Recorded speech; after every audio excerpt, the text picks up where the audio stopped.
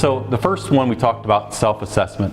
So when we talk about, like, if you're looking to buy a practice, number one we're thinking about is what kind of practice do you actually want to own? And so you might have somebody working in your practice right now, and they might be thinking the same thing of, is this a practice a fit for me? Or how am I going to make this practice original for myself? And what kind of services may I add?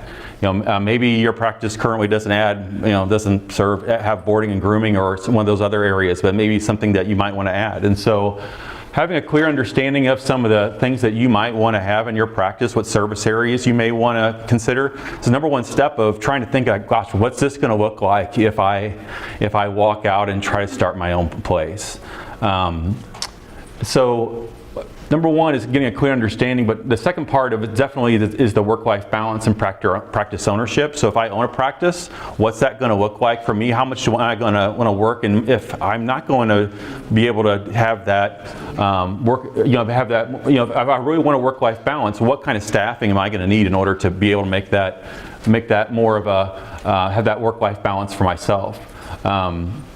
But number three is a really important one. It's called management capabilities. Can you do this solo? And so there's a book out there. It's called The E-Myth. Has anybody ever heard of that book before? The E-Myth. It's a really good, interesting book if you want to learn about, if you're somebody like myself, grew up as a technician and started kind of drift into my own practice ownership.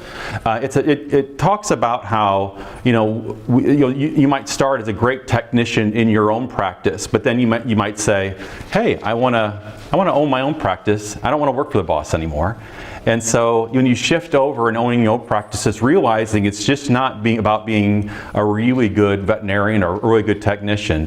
It's also about several other areas that you need to be confident in. One is being an entrepreneur and having that entrepreneur spirit, but also being a good manager. And so there's several different roles that you have to play when you own your own business, and sometimes we're not always good at all three of those roles. And so understanding how we need to mitigate those other roles in order to run a successful practice. Also about if you're going to have a partner in your practice. And so you may be really good at certain areas of medicine, but you might want to bring in somebody who can bring in that other side of it. Or you might have another partner that is much better at the business aspect and wants to be more of an admin partner. And so having some of those ideas of where your strengths and weaknesses and where you might want to fill those will be really important when you're trying to build your practice. And then other kind of things that you're thinking about when you're thinking about what your practice is what kind of income needs that you have. When you're thinking about a forecast for your practice of what's it going to look like, and thinking about your income needs that you're going to need for your household, and then what kind of practice you're going to have in the location. So is it going to be you're looking at a suburban practice, maybe closer to the city, or small animal, mixed animal, or if you're going to look at maybe having some kind of rural practice. And so all these things you're thinking about way ahead beforehand.